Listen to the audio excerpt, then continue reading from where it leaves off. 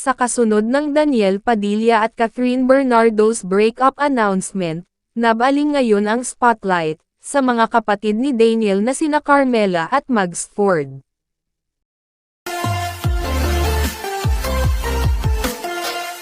Ibinahagi ni Carmela ang isang nakakaantig na story sa social media, na nagtatampok ng larawan ng kanyang pagyakap kay Catherine sa nakaraang birthday celebration. Samantala, nag-upload naman si Mags ng picture nila ni Catherine, na magkahawak kamay na naglalakad, hudyat ng matibay na samahan sa pagitan nila.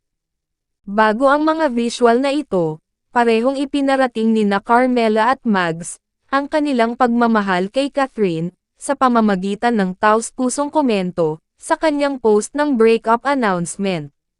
Maraming tao ang nagpahayag ng kanilang paghanga sa mga kapatid ni Daniel, nang ipahayag nila ang kanilang pagmamahal kay Catherine, sa kabila ng paghihiwalay.